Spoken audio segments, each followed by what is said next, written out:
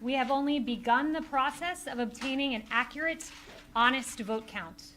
We are fighting for the rights of all Americans who want to have faith and confidence not only in this election, but in the many elections to come. There is only one party in America that opposes voter ID.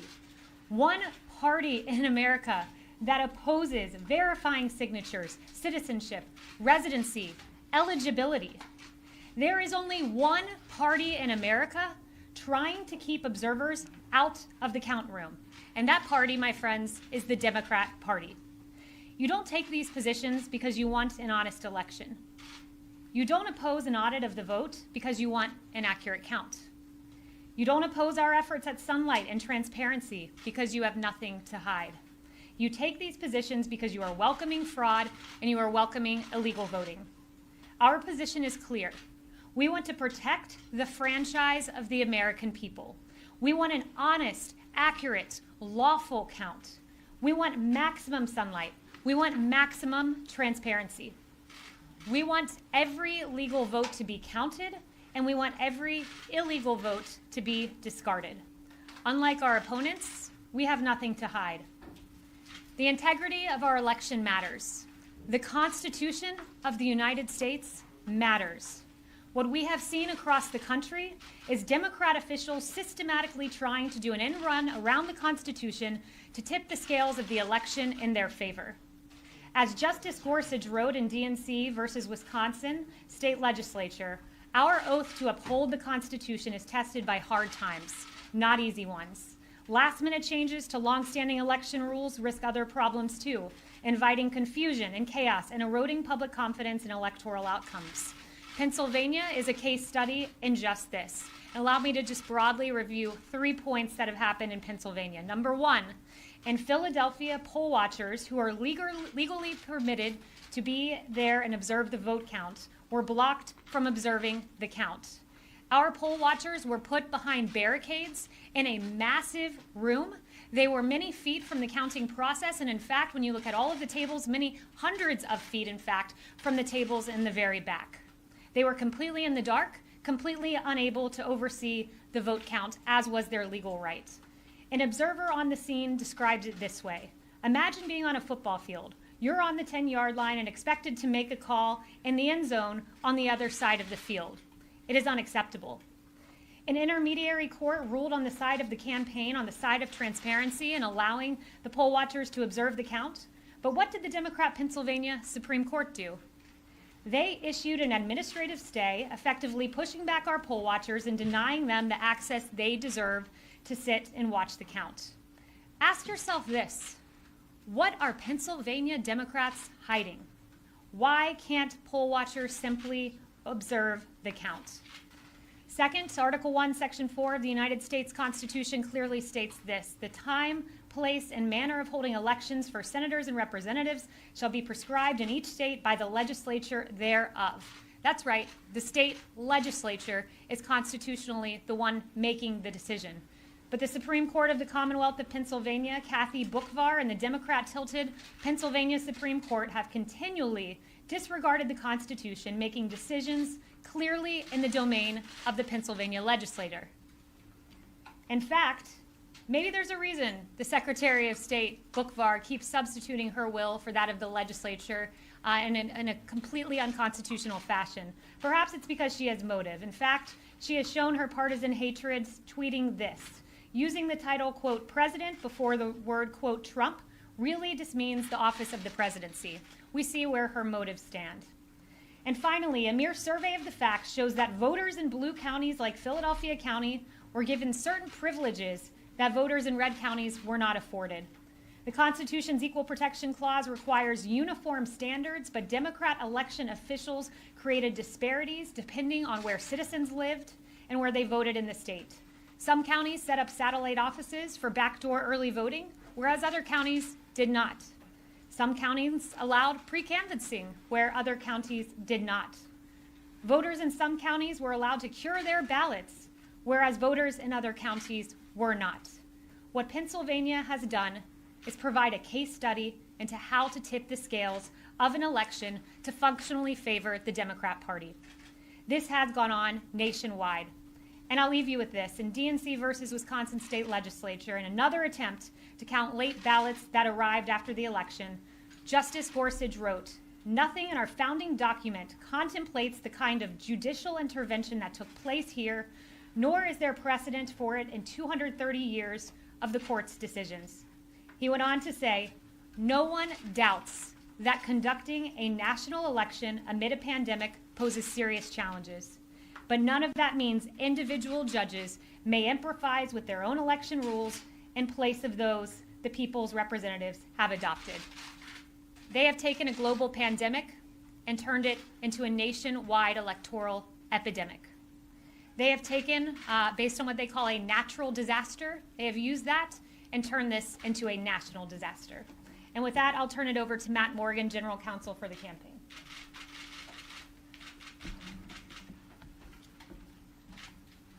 Thank you, KAYLEIGH. As KAYLEIGh stated, the election is not over. Tabulation and canvassing continues across the United States. And today in the United States District Court for the Middle District of Pennsylvania, Donald J. Trump for president and 2 representative voters filed suit against the Secretary of State in select counties, alleging 2 things. Number 1, a violation of equal access based on a lack of meaningful observation and transparency, particularly in Democrat-controlled counties. And secondly, a violation of equal protection based on disparate treatment between Republican voters and Democrat voters. But what does this mean in layman's terms? What does this mean for all of you?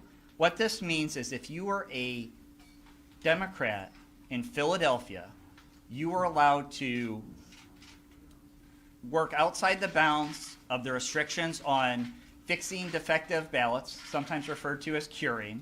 But if you're in Republican counties in the state of Pennsylvania, you are not allowed to do that because they're strictly following the text of the statute in Pennsylvania.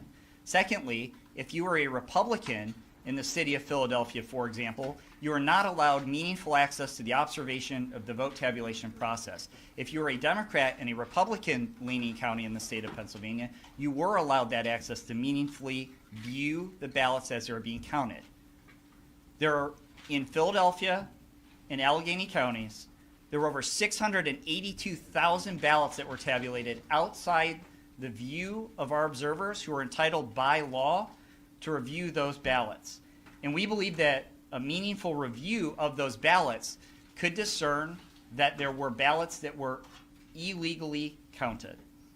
Our relief that we're seeking at this point is to enjoin the Secretary of State from hurrying to certify the results before they were completely tabulated or canvassed so that we can obtain that meaningful review and discern within those 682,000 ballots at least, and there may be more throughout the state, whether or not there is disparate treatment for Republican voters and Democrat voters in the states, and whether Democrat voters were disproportionately allowed to cure or fix their ballots in some locations in the state and not others. And for example, even at a minute level here today, we are very close to the automatic recount statute in Pennsylvania, and this lawsuit itself could change that or swing that small discrepancy. So this is the relief we're seeking at this time, but I would also urge the press and those out there that this is step 1 of a process. We are within our rights to look into these irregularities. We were in our rights to observe the votes as they are being tabulated. We will observe those, and we believe that this lawsuit takes us one step closer to closing the gap in the vote differential in Pennsylvania. And at this time, I'll turn over to the Republican chairwoman, Ms. McENANY. Thank you all for coming. I'm going to start with some of the irregularities we've seen in the state of Michigan specifically, and then I'll go a little bit broader. But Michigan is my home state, and in the county, Wayne County, Republican poll watchers were denied their legal right to monitor the election and purposely kept in the dark. Both literally and figuratively, poll election workers blocked windows and padlocked doors. Obviously, that's not going to instill confidence. There are thousands of reports of poll watchers being intimidated and unable to do their job. And as of 4 p.m. this afternoon, 131 affidavits have been completed just in Michigan, with over 2,800 incident reports that have been submitted to us since Election Day. 2 new lawsuits were filed today by people who were working in Detroit, and a whistleblower who has gotten their information. We have gotten their information to the Eastern District Court of Michigan.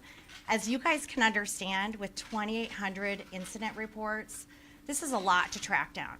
It means we're interviewing these people, we're getting their statements, and we're turning them into affidavits. But that takes a lot of time and effort. And as Matt has mentioned, there's a canvas process and a certification for a reason. But I will just tell you the distress that I'm hearing in my state from people who were at TCF and the way they were treated is deeply alarming. I hope you go and look at this. I hope you look at these affidavits, and I hope you hear from the people that were there who feel like they were denied transparency and saw wrongdoing in Detroit. We should all be alarmed by this, no matter where you are on the political spectrum. In addition to that, we've heard hundreds of instances of election workers who were verbally accosted. They verbally accosted our poll watchers and refusals to let them challenge questionable ballots. Election workers were wearing Biden t-shirts and applauding when our poll watchers were kicked out. Imagine volunteering and going and spending your night because you care so much about the integrity of the election, and then to be kicked out and to be cheered as you are leaving. This does not instill confidence in our democracy, and these are good people. I know most of these people. Of the few ballots that Democrat election workers did allow us to challenge, our observers say those ballots were then moved back into the regular pile after our poll watchers were intimidated and pushed from the process. There is a canvas for a reason. There is a certification process for a reason. And unlike Election Day, we need these processes to be transparent. Already in Detroit, we are hearing incidents, and we will have affidavits to this effect, of people not being able to meaningfully canvass and discrepancies that we're seeing in Detroit specifically. So just after a week after the polls closed, Democrats and the media want to ignore these clear irregularities and rush to call states as one and end the certification and canvass process. We're hearing we need to unite, we need to come together. Well, for the thousands of people who spent time and hours going out to be part of this process, who feel disenfranchised, who don't feel like there was transparency, we can't do that unless we search out all these irregularities. Even one instance of voter fraud should be too many for all of us. We intend to ensure that every lawful voter has their vote counted in accordance with the law, that observers are granted the access they are due under state law, and that any irregularities that have occurred, whether by malicious intent or incompetence, are investigated to the fullest extent allowed under the law. We will not give up on this process until every last issue has been uncovered.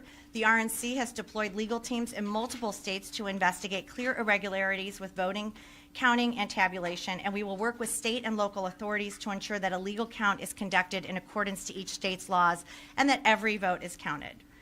If the shoe were on the other foot, if it were this close the other way, if President Trump was in the lead in all these states, and the media would be screaming, this isn't over, the race isn't over, we need more time to count and make sure it's right. But because it's Biden and a very slight lead, the media demands the race is over and there's nothing to see here. The American people need to have confidence in their elections. There are over 150 Americans who voted in this election, and they deserve to know that their votes were counted accurately. Right now, and I can say this as I'm hearing calls and hearing from people across the country, they do not have confidence that that happened. So I am asking the media, interview these people, talk to these people. Do not just dismiss these allegations out of hand, these irregularities. Go research it, because this is a problem when people are not being able to transparently watch the election counting, which they are legally allowed to do. It creates division in our country. Republican and Democrat should be allowed to observe this process. But in this case, it's Republicans that we're not allowed to. We will continue to fight. President Trump will continue to fight for us, and we'll continue to fight for him. Please go to visit.gop. Please visit gop.com to donate. And if you see signs of voter irregularity, go to 888-503-3526. Thank you. We'll take a few questions. Yep. Sounds like, do you know that fraudulent votes were actually cast, or are you simply saying we don't know because we couldn't see it? Look, what we are asking for here is patience. Rana just mentioned to you the more than, I believe it was 130 affidavits in Michigan alone. We're aware of all the reports of thousands of votes in Nevada that were cast by those who are not eligible. We're hearing these reports. We're seeing them come in. We are vetting them. We are getting affidavits. So right now we would point you to all of that. That information is publicly available. But what we're asking for right now is patience as we explore these equal protection claims, among others. Can I add that? Let me just add a couple things in this recent lawsuit. One, we do have a whistleblower, which I discussed earlier this week, who was in Detroit as an election worker, not as a Republican poll watcher, who under affidavit says that they were told to backdate ballots, that their supervisor came and they were there on November 4th. Ballots that came in with no date, they were told by the supervisor, backdate the ballots to November 2nd or November 3rd so they will count. So that has been submitted to the to the U.S. Attorney in the Eastern District of Michigan. That is via affidavit. If you look at the recent lawsuit, and Mike Reed can get you the information on this lawsuit, let me just share. An election employee with the City of Detroit working at a polling location for 3 weeks prior to the election, this City of Detroit employee directly observed on a daily basis other City of Detroit election workers and employees coaching voters to vote for Joe Biden and the Democrat Party. This employee witnessed these workers and employees encouraging voters to do straight Democrat ballot, and witnessed these election workers and employees going over to the voting booths with voters in order to watch them vote and coach them who to vote for. During the last 2 weeks, while this same employee was working at the polling location, she was specifically instructed by her supervisors never to ask for a driver's license or any photo ID when a person was trying to vote. And as absentee ballots that existed all absentee ballots that existed were required to be input into the QVF system by 9 p.m. on November 3rd, 2020. This was required to be done in order to have a final list of absentee voters who returned their ballots prior to 8 p.m. on November 3rd, 2020. In order to have enough time to process the absentee ballots, all polling locations were instructed to collect the absentee ballots from the drop box once every hour on November 3rd. On November 4th, 2020, a City of Detroit election worker was instructed to improperly predate the absentee ballots receive date that were not in the QVF. She was told to alter the information in the QVF to falsely show that the absentee ballots had been received in time to be valid. The election employee also observed a large number of people who came into the satellite location to vote in person, but they had already applied for an absentee ballot. These people were allowed to vote in person and were not required to return the mailed absentee ballot or sign an affidavit that the voter lost the mailed ballot. Listen, here's the thing. Why aren't you worried about these irregularities? But no, this is a separate question. But it's a separate question, which is, if you are finding these irregularities, if you have an election worker being told to backdate ballots, that's a problem. We're going to pursue all of this. Is it going to be enough? No, it's going to take time. Is it going to be enough? We don't know. Is it going to take time? Yes, it's going to take time. But what we are seeing is deeply alarming. Along with the software situation we had in Antrim County, which we need to get to the bottom of as well. Now we have a whistleblower, and now we have 131 affidavits talking about irregularities and problems that were happening in Detroit. That's just Michigan. Can you share the name of the poll worker? You can look at this lawsuit. Share the name of the poll worker?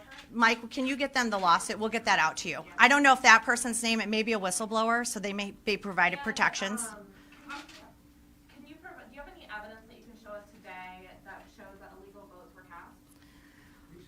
Well, I think I just went through that with you. With somebody backdating ballots, that's called illegal.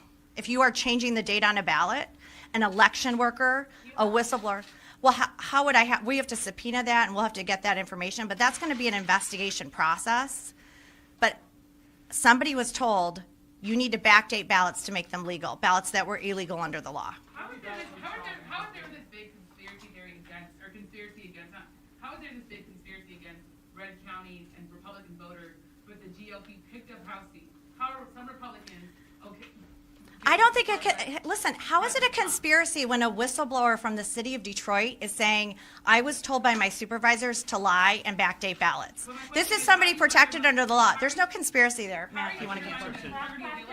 Well, I can answer at least regarding the lawsuit today in Pennsylvania. Well, the question So- is about the Republican Party picking up seats. No, but I'm saying, you're saying, you're talking about how the disparate treatment. So for example, in the city of Philadelphia, if you do not provide an inter secrecy envelope with your ballot as you return it, that is not supposed to count. But what we know is happening in Philadelphia is somehow the city of Philadelphia knew which ballots had inter-secrecy envelopes and did not, and were telling voters ahead of time, hey, you may not have included your inter-secrecy envelope. You need to get in here and vote a provisional ballot and get that fixed. But that was only happening in Philadelphia, but that was not happening in the rest of the state because the state law discourages that. So as Democrats were disproportionately voting by mail, they were disproportionately picking up those added votes in the city of Philadelphia. Let me say one final thing. There were 682,479 ballots counted in Philadelphia, in Allegheny County, that there were no poll watchers allowed to watch.